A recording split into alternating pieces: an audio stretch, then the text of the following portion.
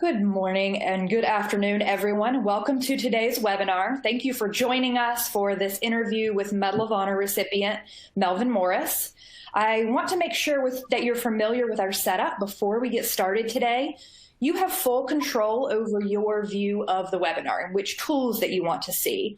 You can open and close items, drag them around to different positions on your screen. We do recommend that you keep the media player at its current size or larger. To the left, you'll see our slides for today and a tool with speaker bios. Across the bottom of your screen is a dot with some additional tools. The orange icon with a question mark is a Q&A tool, which will allow you to submit questions for our presenters today. Please type any questions in that box that you want to ask. You will also see a paperclip icon, which includes some related links and some content for you to explore. On the dot, there are also options to connect with us for questions not related to the webinar or to share this webinar with your friends or colleagues. There's also an attendee chat, which allows you to connect with the other webinar attendees. If you are joining with your class today, please let us know the name of your school and the grade of your students there in the attendee chat, and we'll be able to see who we have with us today. And now, without any further ado, I will turn today's presentation over to Kathy Metcalf to introduce today's guest. Greetings. It's a delight to be here today with everyone and to have the honor to interview Sergeant Melvin Morris. Sergeant Morris served in the United States Army from between 1959 and 1985. And during that time, he was deployed to Vietnam for 2 tours of duty. And we're going to hear a little bit more about his story and his life experiences today. But also, I would point out that for his citation and for living history video, you can go to the Medal of Honor website at cmohs.org. So you might want to take a look at that after the program. We are going to be talking more about things that our students would want to know in class, things like what keeps you going when you're in a circumstance like this, and what are your major influences in life. So with that said, I am delighted to present to you Sergeant Morris. Good morning. Good morning. How are you today? I'm doing fine. Things good in Cocoa Beach, Florida? Good weather, no rain, very good. Well, thank you for taking the time out of your day today to talk with the students and teachers who are with us, and for the many teachers who are here who may be showing this recording later to their classes. That's one of the advantages of these webinars, is that we get to talk today and then they can look back and review it whenever they can fit it into their classrooms. So you're relatively new to the Medal of Honor. You have had that medal just 7 years, but there was a lot that went on before you were awarded that medal. Would you tell us a little about what it was like growing up in, let's see if I can get this right, Okmulgee, Oklahoma? That's correct. That's correct. Okay. And so you, were you born and raised in Okmulgee? Born and raised in Okmulgee. How big a town is that, Melvin? I didn't hear that. How big a town is that? Oh, about 13,000.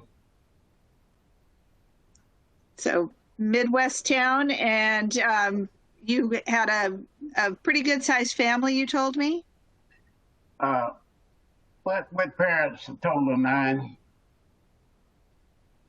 Big family. And so what prompted you to go from Okmulgee into the United States Army? Well, it's, difficult. There wasn't any work, say, and what that meant in the family and the school at the same time. My brother and I decided we had to do something because we couldn't even get jobs. The economy was pretty bad. So we both decided to join the Army National Guard for additional income and to be part of the military. But after we joined the National Guard, we decided we liked the Army and we wanted to go active Army, and that's what we did. Now, you were pretty young when you made that decision. Yeah, I dropped out of school. You say, how could he join Army in school? When I was in the Catholic school for 2 years, and I transferred to public school, and I was set back 2 grades, believe it or not, just because of changing schools. And wow. So the time that I was, time I got into high school, I was old enough to join the military. We both were. We both went to the same school. So we just decided to, let's just join the military to help out the family.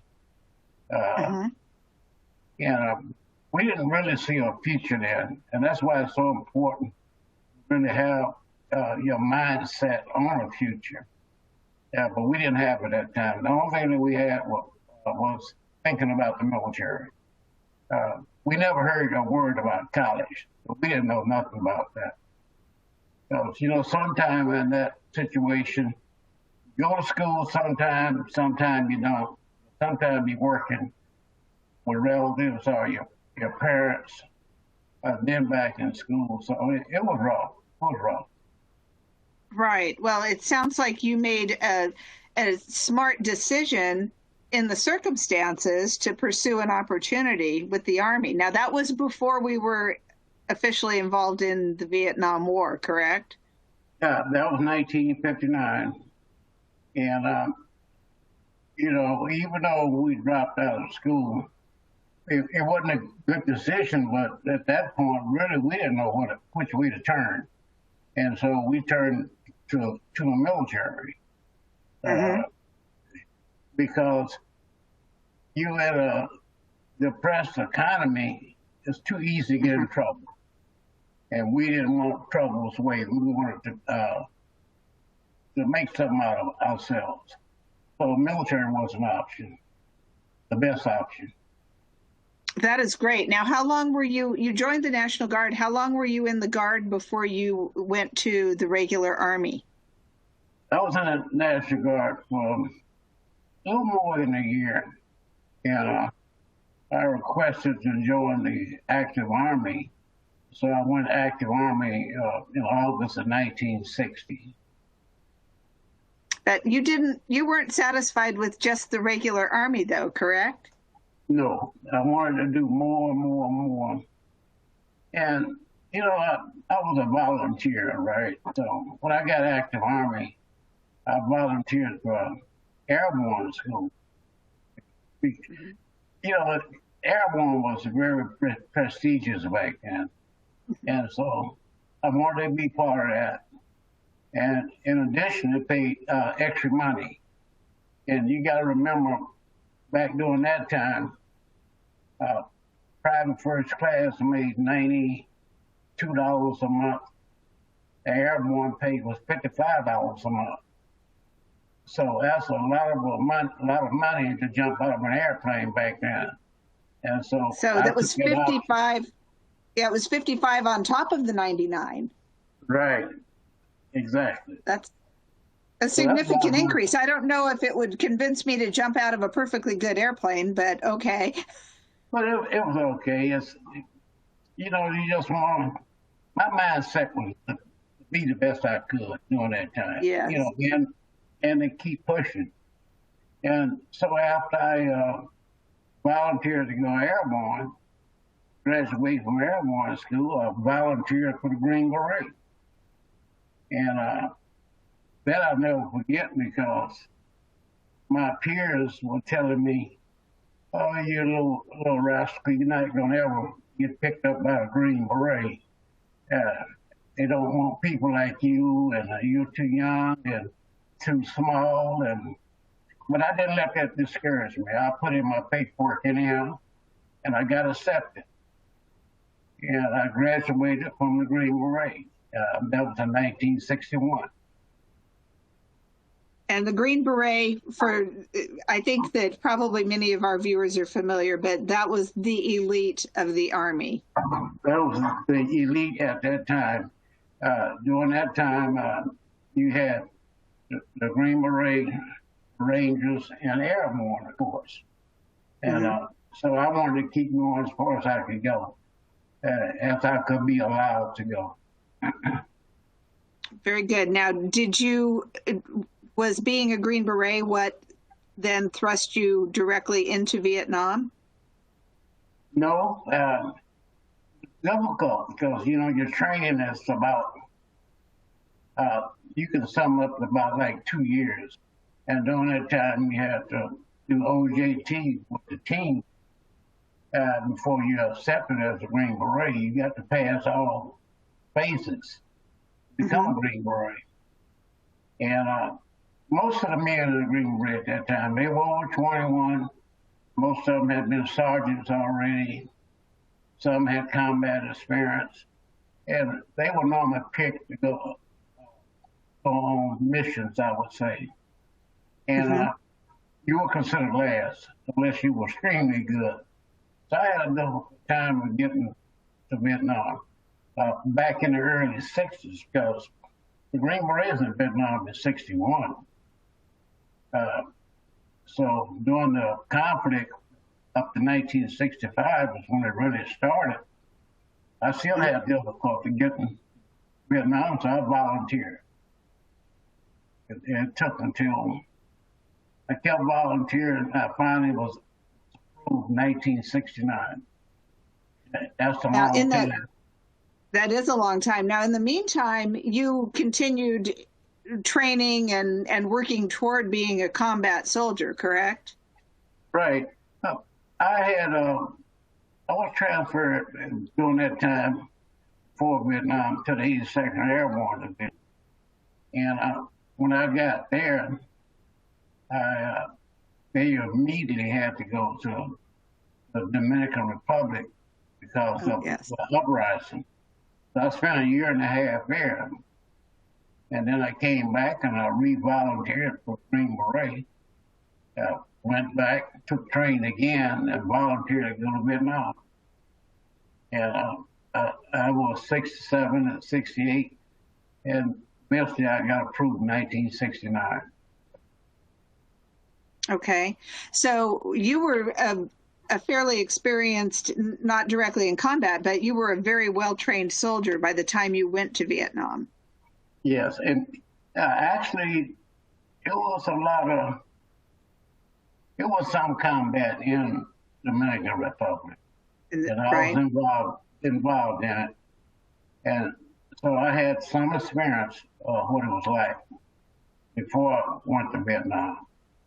But Vietnam was a different awakening once you get there. It's not like anything you could ever think of. But anyway, I had some experience. Okay. So the reason I was asking that is that our students always end up asking about what is important when you find yourself in a combat situation. And so we always like to hear what you think about the value of training and preparing. Well, the first thing that you often think about it even now. Why did you do it? What are you doing it for? First place, I was a soldier, and I had made an oath to my country, sworn oath to the Constitution. And so I wanted to do my duties. One of the duties that you do is combat, if called upon. And so that's always in your mind. And then the other part of that is that if your peers do it, you want to do it. You want to follow your buddies. And that's one of the things that would drive you to make you want to, to do better. But it's I guess the short term to say that is honor, duty, and country. And that was always my focus. A good set of standards and values to have and to share with our students. I appreciate that.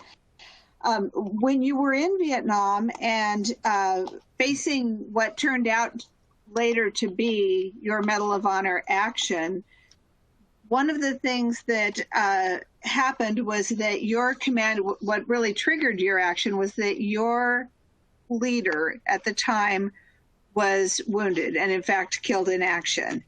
And you then found yourself thrust into the position of leadership. What prompted you at that moment to step into that role of leadership? Well, take myself way back to training, even from basic training. You're taught to step up. You know your place in the chain of command. Mm-hmm. So when it comes your turn to take charge, to step up, that's what you do. And that's instilled in your muscle memory. Someone always has to be in charge. Someone always has to take the leadership role. And this is what happened during that time. Because if you don't have leadership and you're in a crisis, then everything falls apart. There's nothing to keep you together, pull you together. So leadership is very important. And I knew my place, that I was the next rankingest member that was able to take charge, and this is what I did. Now, in an interview that I saw with you, you explained to the person who was interviewing you at the time about why you went after an already fallen brother. And most of our students will never serve in the military because the statistic says that only about 1% now actually join the service. But we all know that there's service in all ways. But would you talk to us a little about your motto and in relationship to the people you were serving with? Well, like I said, I was a Green Beret. And on unwritten codes in Green Berets, you don't leave a brother behind. You work together, you live together, you become one. So you don't leave a part of you behind. That's one of your fallen comrades. There's many reasons for that. But, it's just like someone gets wounded, you got to go and render aid. You got to take care of your brother. If someone falls as killed in action, I hate to say that word, but you have to return them back to friendly lines. You don't leave a fallen comrade. And that's the code that we live by. No matter what it takes, you do the best you can to secure your comrade, your fellow soldier. And I think that's a motto that all our students can carry with them in their everyday lives. Two things there. One is, you just said, always do the best you can, but also that you never leave a brother behind. And whether that's a blood brother or a working brother or a friend, in the circumstances, that you stick together. Exactly. Even in school, you have your friends. All right, if your friend get in trouble, you step in, you intervene, or you help out. We should always help each other. And if you're working like I was in a Green Beret, you will feel very uncomfortable if you are on a mission and no one cared about you, cared what happened to you. So, you need the confidence that someone's there for me and I'm there for them. And this is the way we operate. I will take care of you if I have to. And the same thing. We live by a creed. Look out after each other. And that's what we all should do every day. Now, you not only looked after your fellow soldiers, because when you first went to retrieve your leader's body, two people were wounded and you helped them back, and then you went yet again. But even after all of you got back safely, you returned across the battlefield one more time, and that was to pick up this map case. Tell our audience why you did that when you and the people you were with were already back in a safe position. What made it so important to you to go back for what was, to those of us looking at it from today, an object? Well, you know, it was mission critical. The mission doesn't stop. Part of the mission is that we didn't make enemy contact, people got wounded, people got killed in action. That's not the end of the mission. And so by my fellow soldier losing the map case, that was all of our information, or most of it, or some of it, critical information you don't leave for someone to have that has ill intentions.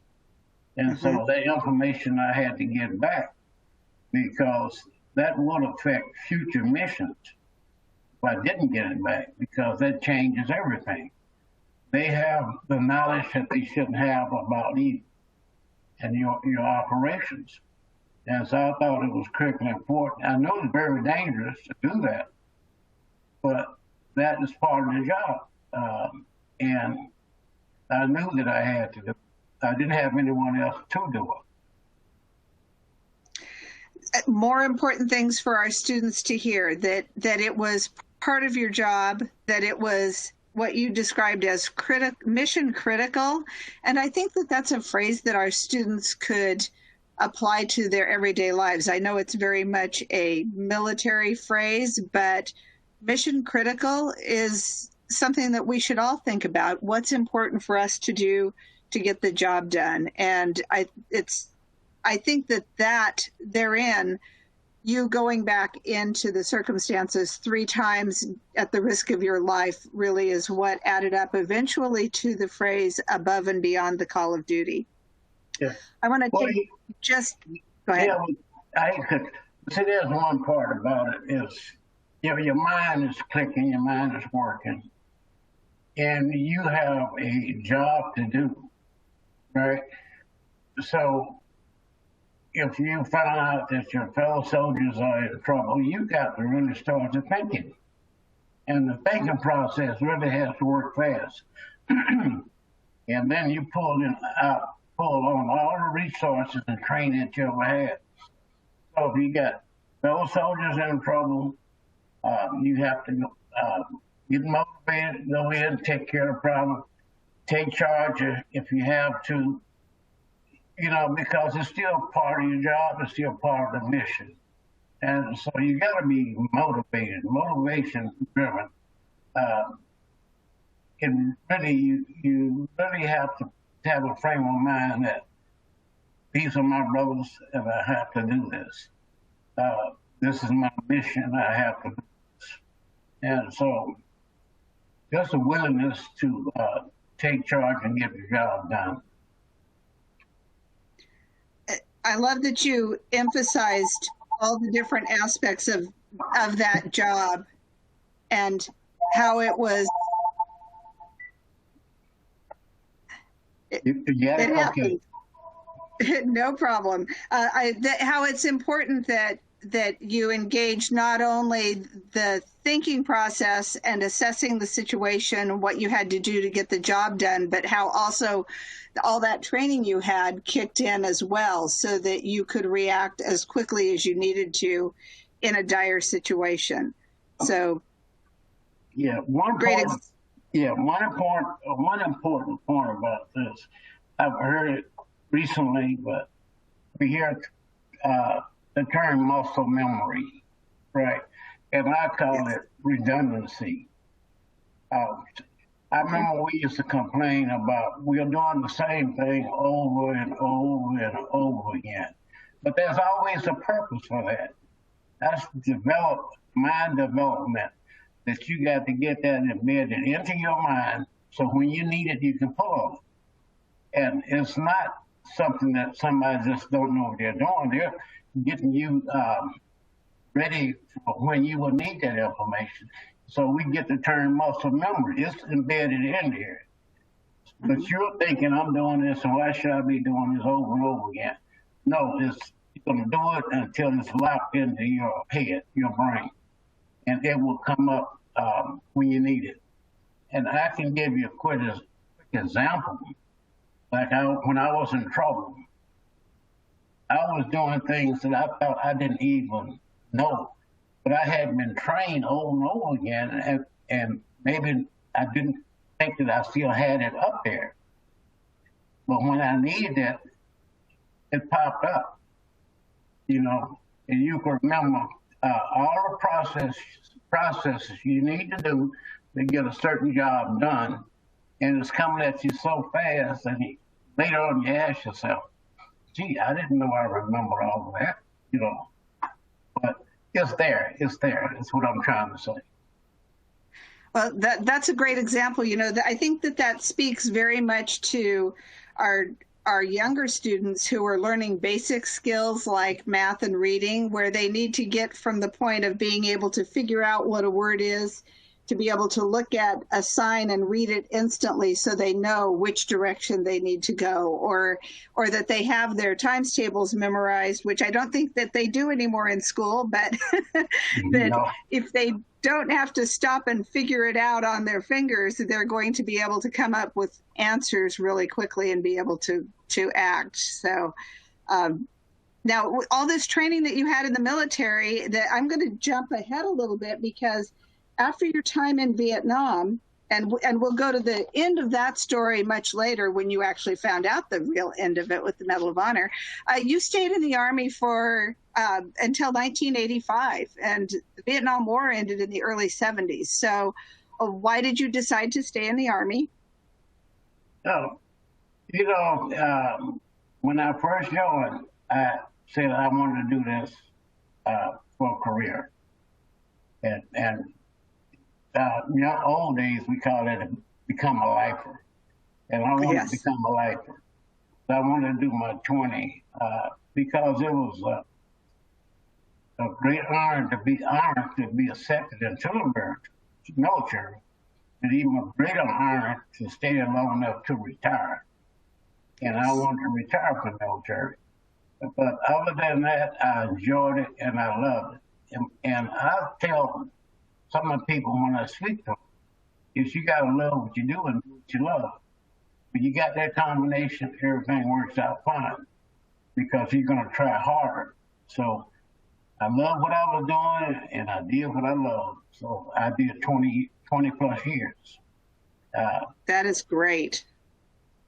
That is terrific. Now, for your service in Vietnam, you were at the time awarded the Distinguished Service Cross, which for our audience, if you're not familiar with the military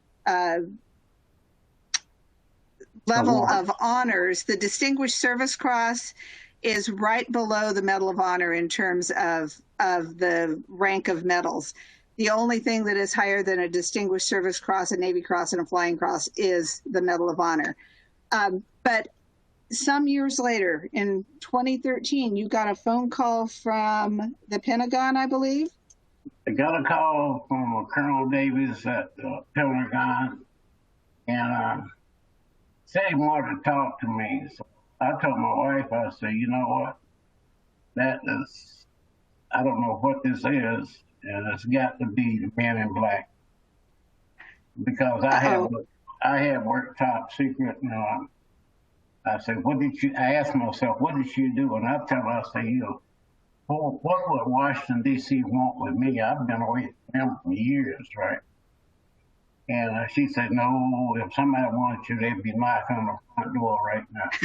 So I can't imagine what it is. So I was told to be by the phone the next day at 12:30, and this is a colonel in U1 in Washington, D.C. So naturally, I'm going to be by that phone. So yes. You got to remember you were in the military, so you can't escape completely. So I'm nervous, and I was by the phone the next day, and he got on the phone and say, this high government official needs to speak to you. And, you know, I'm scared to death. I mean, what can be higher than a colonel? You know, G1 is general above, you know, I say, you're in trouble. And I got on the phone and I said, I answered the phone and I heard it say, well, this is President Obama. I almost fell out. I couldn't believe it. I was going to say, not what you were expecting. Right. I was thinking the opposite. Now I said, now the president won't talk. Melvin Morris hasn't even come in my mind whatsoever. And he says, I want to apologize to you for not receiving the Melvin Morris 44 years ago. And I'm here to inform you that you been nominated for the Congressional Medal of Honor, and you will be receiving it. You'll do me a favor. Keep this confidential. Don't tell anyone. Yes, sir. Yes, sir. And that was all. But while he was talking to me, it felt like he was watching me, you know, because I almost passed out. And he said, "Be cool, be cool, be cool." You know how he talks. Yes. And, so that was the end of the conversation. So I couldn't tell anyone. My wife knew, and that was it. And I told one person that laughed at me and said, I know you kind of nuts in the head, so that's okay, right?" So it took 13 months, really. And I had to keep that confidential, so I wouldn't tell anybody. And I stopped going to the grocery store, cutting the yard, and doing anything. I said, I'm going to wait this out because, you know, it's kind of hard to imagine. And finally, I got word 13 months later, I was going to have to go to the White House, to the Pentagon, see the Medal of Honor. And that is, you can't imagine how that feels. I mean, you're still in shock. You don't know what's going on, but you got to do what you're told. So that's how I ended up receiving the Medal of Honor. I bet that was a very long 13 months. It was forever. It was forever. And see, you got to keep it confidential. So it goes back to doing what you have to do. It's something I had to do. I could have ran out of the house and run down the street telling people I'm going to get the Medal of Honor. And no, you do what you're told to do. And so, you know, this is one of life's lessons. I was able to keep it under wraps. Well, especially when the orders come from the president, my goodness. I'm going to do what I'm told. So we have a question from Jeff at the American Battlefield Trust. And you, by the way, did a phenomenal video with the American Battlefield Trust talking about the parallels between your experience as a Medal of Honor recipient and William Carney, the Civil War Medal of Honor recipient. And I just want to mention that because I would encourage our audience to search online for that American Battlefield Trust video and look at it after we're done today. It's an outstanding video. So Jeff was wondering if you would tell us how your life changed once you actually were awarded the Medal of Honor. When you got through those 13 months, then what happened? Well, it changed a lot because, you know, I was in and out of work. And so, you know, even though I was retired from the military, you still want to work and do well. And but once I received the Medal of Honor, I had to change into a completely different person. You put all the foolish stuff behind you, and you go for what's in front of you. And what was in front of me is being a Congressional Medal of Honor recipient, a very high honor. And so I told myself at that point, at that moment, I said, "Self, you're going to have a heavy load to carry. You can do it." I say, because people are going to be looking at you. And so I said, I'm going to take this head on. This is something I'm going to do the best I can with it. And so it changed my life completely. To a different person than where I was before. Because you kind of like lose ground, I guess you would say. You get caught in the same daily routines and nothing interesting. The only thing I had going for me then was my fishing boat. And I spent my time at the beach fishing. So I haven't fished anymore.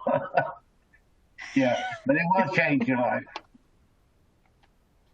So you said in one of your videos that children today are our tomorrow, and that you now look at part of your job as being responsible for helping children today understand the sacrifices that have been made on their behalf. Yes, and it goes back to, I wish my parents were alive so I could tell them thank you, because they struggled to keep me fed, keep me clothed, so I could go to school, so I could be somebody. And even though I dropped out of school, they gave me the tools.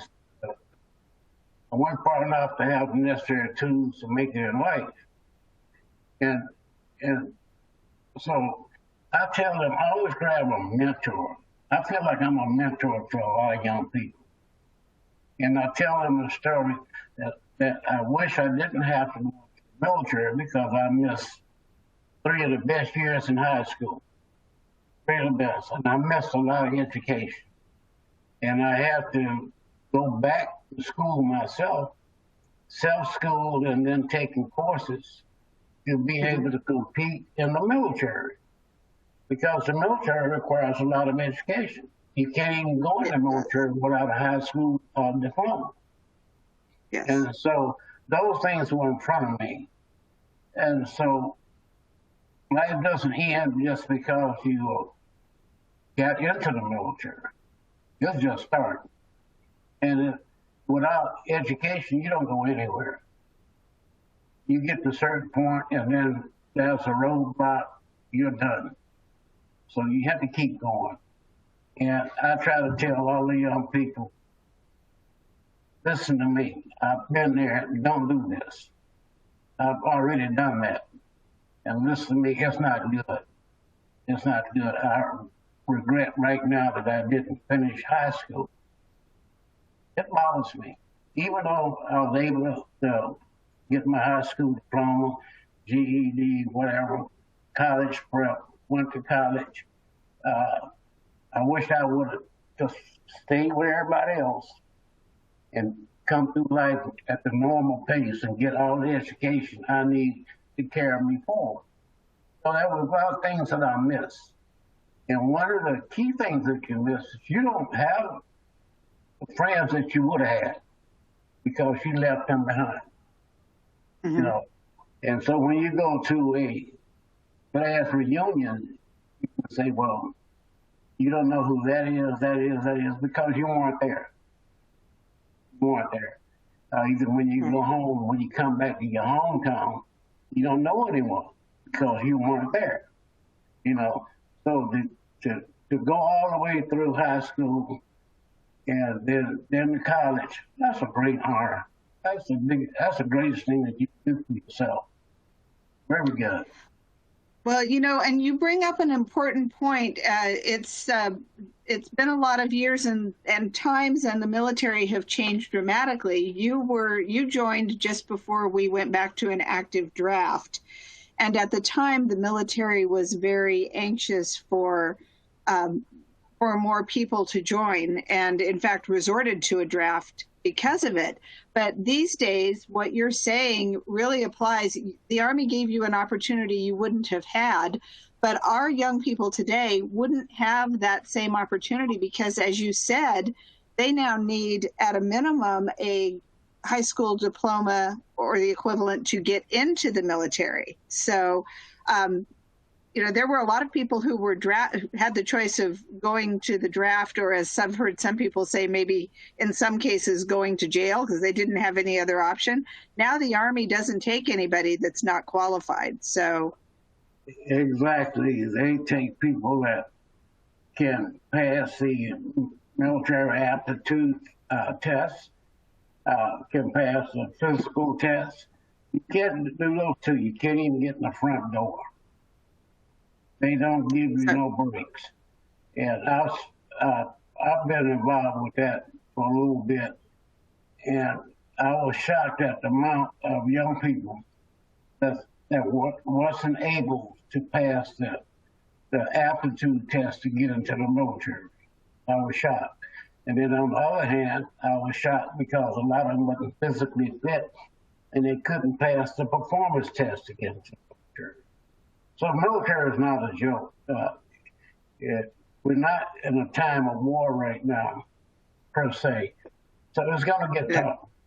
They can pick and choose. Time of war, they're lower the standards. But you don't want to be at the bottom of the barrel, yeah. Right. Yeah, we hope we'll never go back to a draft, but if that were the case, yes, definitely.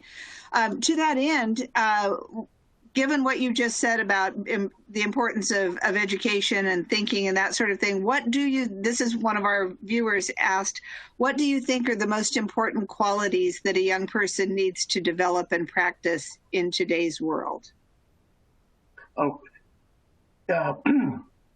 Caring about family, caring about community, caring about your education, doing for others, just being an overall great person.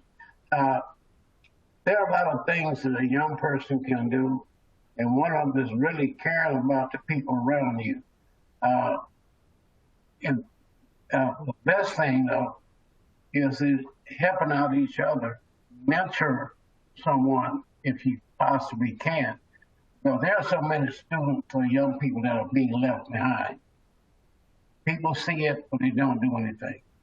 And I tell young people who are struggling, grab hold of somebody and see if they'll drag you along with them or either help you out. Don't get left behind, because it's hard to recover once you're left behind.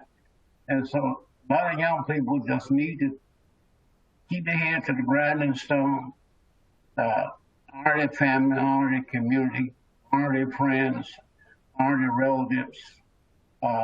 Just lead a basically good life and do what you have to do. But all these things keep tying back to your point of doing what you have to do and basically leaving no brother behind. Take them along with you. Well, so I appreciate. That's my other motto is to do what you have to do. That's it, exactly. I got it in the book. Sometimes you get stuck in a rut. I don't want to do this. No, but you do that. Do what you have to.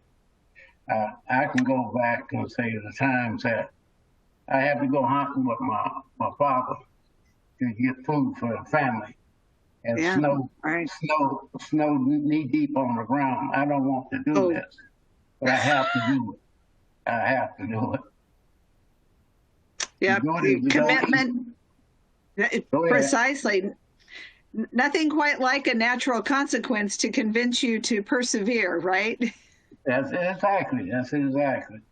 So, well, another one of the questions that we got was, what gave you the strength to continue as when you were actually in combat? What or who gave you the strength to continue when you had to maintain your position when you were trying to get back to safety?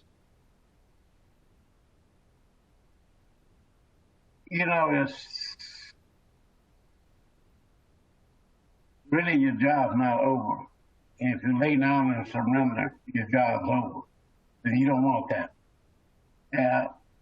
My idea is that I have to keep going. I had been in combat, but that was 2 years already. I never thought about it being hard, it being tiresome, because you get a chance to rest, but you're doing something, you're motivated. And so I always stayed motivated, because I used to say I will not give the enemy the honor of having taken me down. That I will keep my honor. So with that adrenaline rush, and I'll live tomorrow if I get out of this mess. And that's what kept me going. It's never say quit, never surrender. Never surrender, never quit. Commitment, perseverance. These are all things that you've been wonderful about going to schools when we were able to go visit schools in person and talk to students about the character values we feature in the character development program, the Medal of Honor character development program. And I really like hearing your stories about commitment and perseverance when you were in those situations. I imagine that that kind of commitment and perseverance stuck with you through those 13 months when you were waiting to hear that this Medal of Honor award was a real thing. That was a tough challenge. That was hard. But you're exactly right. What are some of the most frequently asked questions that you get from students when you go talk to them? Some of the most frequent questions is, gee, that's a tough question because, I really hadn't paid much attention to it. I get some questions from the little ones that I won't answer, but I tell them they want to go into the military. I tell them I'm not ever recruiting for the military. But if that's something that you think about, then you should prepare yourself.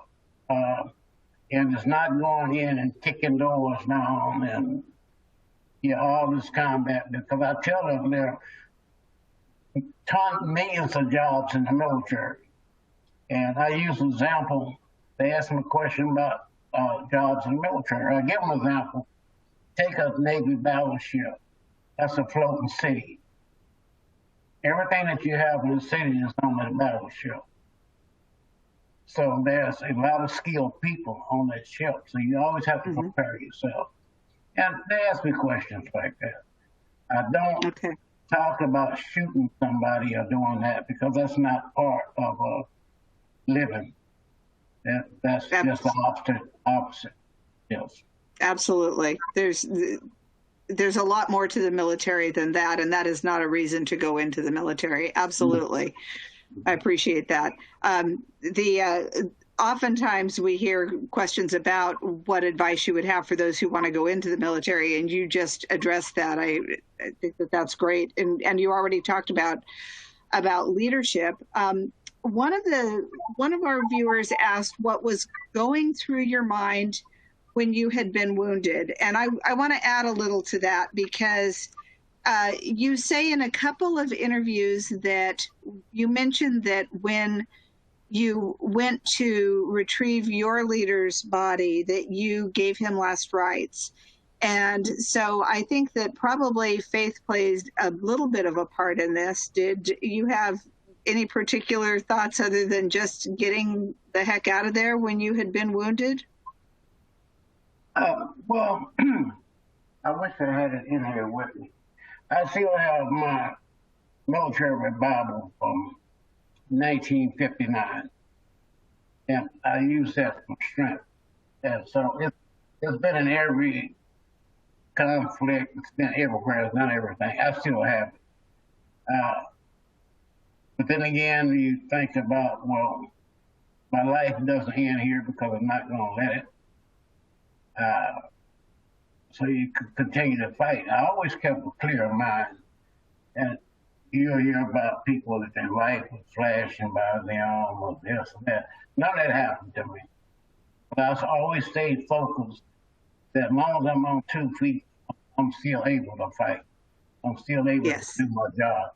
And so the job is not over until they lay you down. And give you an example is when I was able to get out of the situation I was in and get medevac back, they say, give me your weapon. I said, no, can't have it until I'm on the gurney at the hospital because I'm not done yet. So it really is, it's what's in your mind. How bad did you want, how much do you want to accomplish that mission? Do what you're told to do, follow orders, and those are things. And of course, as I said before, all the training and everything was kicking in that I had, and you continue to march, you continue to fight. And so actually it's part of you that's in control and a part of you that's not. The part is not you're not in control of is when that adrenaline rush and it's working on your brain and you telling you got to get this done. That's where you get your inner strength from. But prayer always helps. Always. Yep. Okay. Well, that you certainly used, from what I've read in your citation and heard in your interviews, all your training, and I think that it's absolutely fantastic that eventually your medal was upgraded to the Medal of Honor. You mentioned that you never expected it and that you didn't even know that the reviews were going on. Do you have any thoughts about the process and anything that you might want to say about what it's about wearing the Medal of Honor itself? You mentioned it's a responsibility. I don't have any, I never carried anger or nothing. And I have on my wall right now all my medals from before. So I never say, well, I should have had the Medal of Honor. I never even thought about it. I didn't ever even know about it. I was so proud of what I did have. I always say that was enough. I don't need that. But I ended up with it anyhow.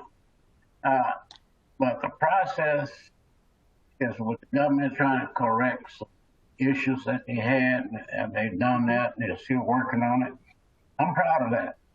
And I just happened to fall into that category. And so I got selected, and I said, you know what?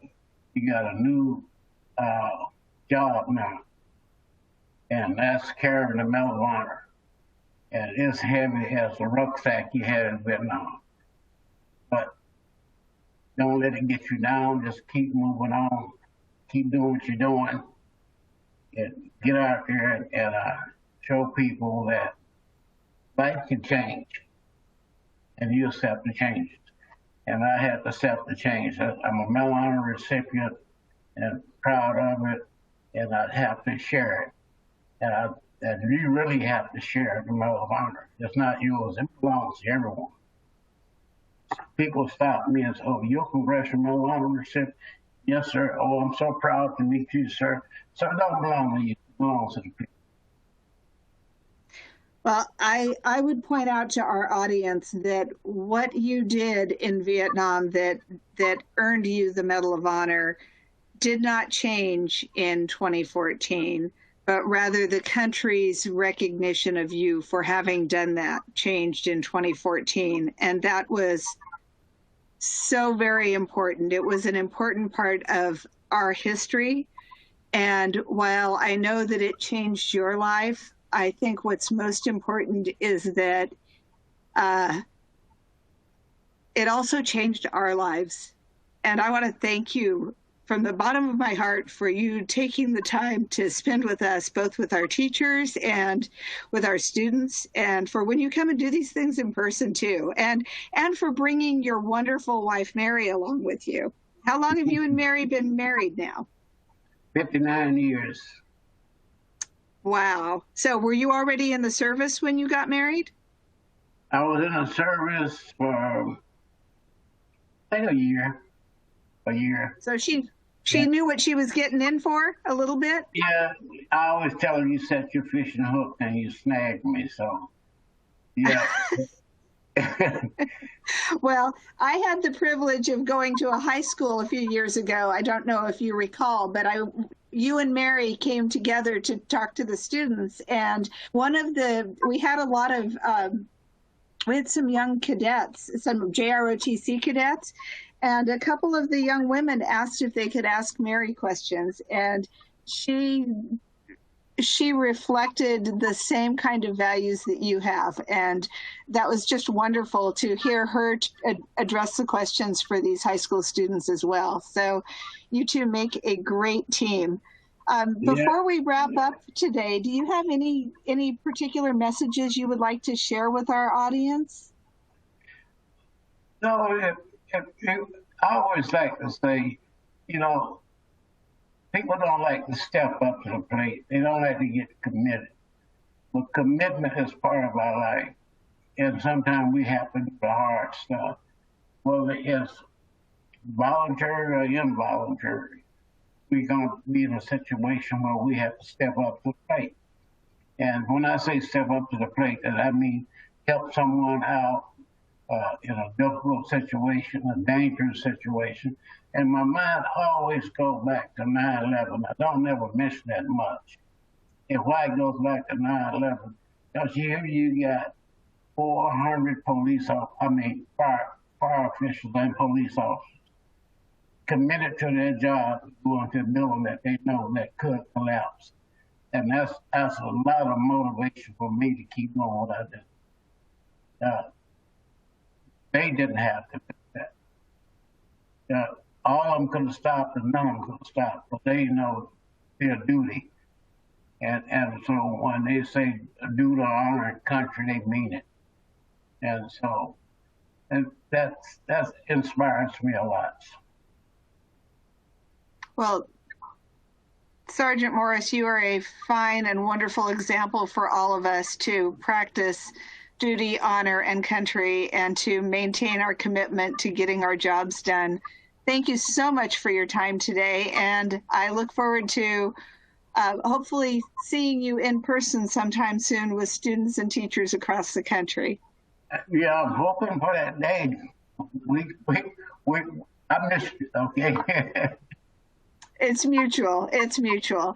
At this point, we're going to turn the program back over to Noel Wall to wrap up for us. Thank you so much.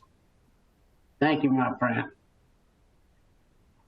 Thank you both for that wonderful interview, and thanks to all of you for joining us today.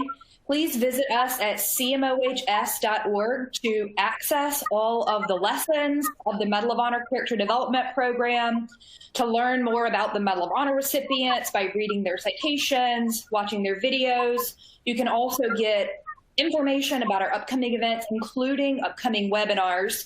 We have 2 webinar opportunities for you in May of 2021.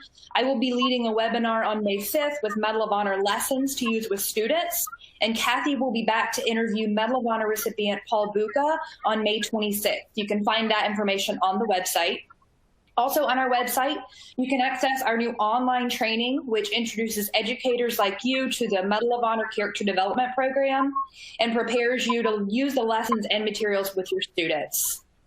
We would like to thank our sponsors for today's webinar and for everything that they do to support the work of the Medal of Honor Character Development Program and the Congressional Medal of Honor Society. If you have questions about donating, please reach out to Kate Smith, whose email you see on the screen here. After we finish today, you will see a survey pop up. Please fill that out so that we can continue to improve these webinars and make them the best possible teaching tool for you and for your students. Again, thank you so much, and we hope to see you on a future webinar.